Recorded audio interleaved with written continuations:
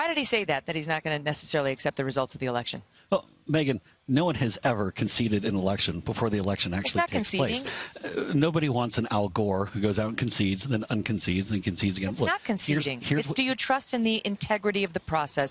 Will you accept the results, win or lose? Let me tell you exactly what Mr. Trump was doing tonight. He was putting those who might be looking to commit voter fraud, he's putting them on notice that we're going to be watching, and we're going to make sure that we have honest and fair elections. That's what he's doing. So he doesn't trust in the integrity of the American electoral system. He wants to make sure that we have honest and fair elections. It's leverage. That's exactly what Mr. Trump is saying. Against whom? Those who'd commit voter fraud. How will he then exercise that leverage if he's displeased with the results?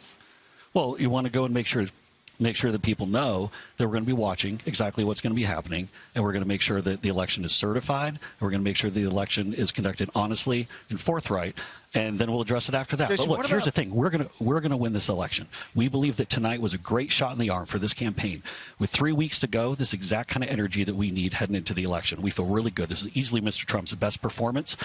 He really took Hillary to task on her failed 30-year record. She had no answers for her role in destroying the Middle East. She had no answers on the Clinton Foundation. She had no answers for her campaign's role in inciting violence within our rallies and our events.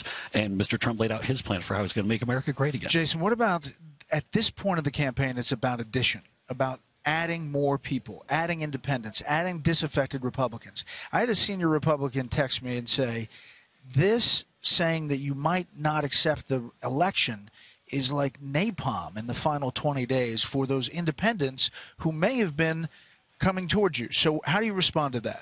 I think what people are looking for is a strong leader who's going to get our economy back on track, who's going to make our country safe again. And that's exactly, and Mr. Trump is laying out the case for why he is that leader.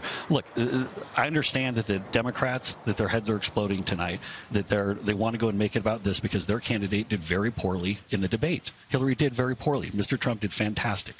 And so, look, we think Mr. Trump did great, and why did he say that he doesn't know any of those accusers when we know that he does? Well, first of all these accusations, 100% completely false. There hasn't been any evidence that's been put forward. What is evidence? Evidence would be a testimonial by somebody who heard the story at the time. Because the People magazine reporter produced 6 witnesses who say that day or the next day she told them the story 10 years ago. And Megan, and the butler that was there said it didn't happen. The butler was not with them in that room for the entire time. When he walked into the room, he didn't see anything. That doesn't disprove anything, Jason. You know that. So these people didn't come out when Mr. Trump was running The Apprentice and had a 12-year run at the absolute top of the ratings. They didn't come forward when he announced. They didn't come forward when he won the nomination. They came forward after he said he likes to grab them by the crotch and then denied he'd ever done it. That's when they came forward. They came forward in the final several weeks of a campaign with an effort of swinging this election.